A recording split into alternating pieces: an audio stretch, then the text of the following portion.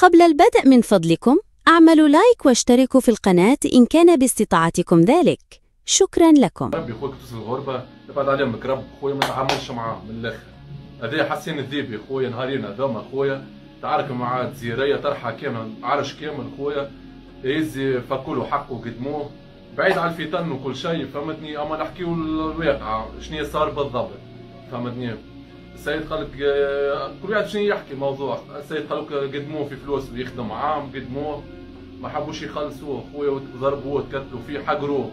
ونعرفوا الراجل خويا، الراجل صحيح مش مستانس بالذل كما التونسي الحر، ما يسكتش على حقه خويا، مش يدافع على روحه خويا فهمتني. وعبيد تقول خويا يطردوه يخدم ويسكن معاهم في الدار فهمتني. طردوه من الدار خويا، حقروه خاطرو تونسي هو فهمتني. هما كيما نقولوا جرابه صافيين فهمتني. الجزيرية حبوا حدهم فهمتني طيشوا ودبشوا خويا قالك فهمتني. والسيد ما في بالوش ماني في علمه، جاب واحد جزيري اخر يسكن فهمتني. اللي حكينا هنا خويا لازم مع الدولة التونسية خويا تتدخل فيه الموضوع هذايا ونشوفوا حكايته كيفاه خويا فهمتني. لازمها توضيح السفارة نتاع مكتب العلاقات مع المواطن والأجانب فهمتني. علاش مجعول خويا فهمتني باش السيد هذايا ياخذ حقه فهمتني. مالو إلا ولد بلادنا وتونسي كيفنا فهمتني. والظلم ماهوش باهي فهمتني. حسب ما يحكوا خويا شوية دعيان في وسط الحكاية هذيك وفهمتني وجوجمة. قالوا الجزيرية مشاو البوليسية وقت يوصلوا للسيد فهمتني في الشارع يزيدوا يضربوا فيه، خالطين عليه حومة كاملة عرش كامل الجزائر الكل خالط عليه فهمتني. خايف هو بيدو فهمتني. في الوقت هذيك فهمتني كيما نقولوا متشنج السيد فهمتني، مش عارف شو يعمل، السكينة في يديه وكذا. قالوا ليه معناها إرهاب، يراو إرهاب. يعمل هكا خويا بوليس ما وسعش باله برشا فهمتني. برشا توانسة ربي يسامحهم خويا فهمتني. عطوه فكرة خايبة على التوانسة في الغربة وفي أي بلاد في العالم فهمتني. ونحن العكس خويا، العباد باهيين خويا في تونس هاك تشوفوا خويا قدامكم فهمتني. برشا شباب مساكن مظلومين عطوه فكرة خايبة خويا البوليس وقت هذاك خويا متشنج وعندهم راسيست هما بطبيعتهم يكرهوا العرب فهمتني. عملوا هكا خويا قالوا راهو إرهابي السيد تك تيري عليه ب5 رصاصات. عندك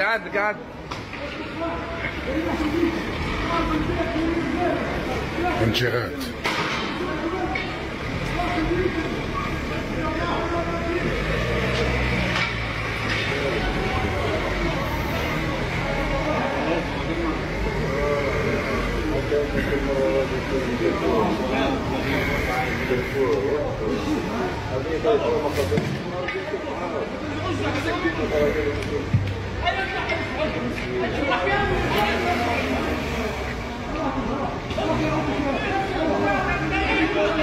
تثبيت انواعي وانتهاءات يا ربي.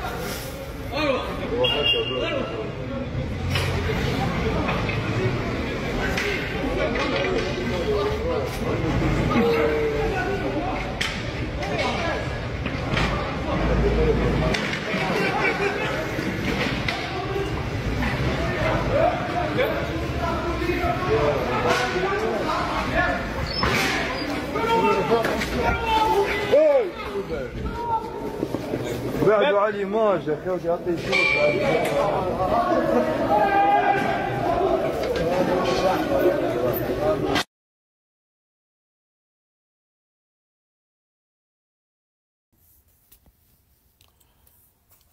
هما كلمتين خفاف نظاف بالنسبة لمقتل المواطن التونسي عبد القادر الذهيبي. فما رواية رسمية حكى بها وزير الداخلية متاع فرنسا ووكيل جمهورية متاع ميرسيليا. قال عركة على كلالوتي ما خلصش البيت اللي ساكن فيها هو واحد آخر فرجع وانتقم. فما رواية أخرى تقول أنه الجماعة هذوما عندهم كوشة مخبزة وخدموه ما خلصوهش وطردوه وتحموا فيه باش يعطيوه ريحة. كي قتلوه البوليسية أنا سمعت قالوا برافو ماكسون جزيري، برافو ارتحتوا منه. هذا شكون باش يثبتوا ولا ينفيه؟ القنصل العام متاع تونس في مرسيليا، وكان لزم السفير يهبط ويعمل تحقيق ويثبت، وكان لزم ينجاجيو معناتها ديتكتيف بريفي مفتش خاص معناتها في فرنسا موجود، خدمته قولوا لواجد على فلان القاه لك، جيب لي حجه انه فلان عمل له عمل يجيب لك، فهمت؟ ويعملوا بحث وبعد يعملوا كونفيرونس دو بريس، خاطر البوليسيه كي جاوا قتلوه كانوا نجموا يطيروا على ساقيه ولا يضربوه بك التايزر ولا شنو هذايا، يضربوك بالضوء.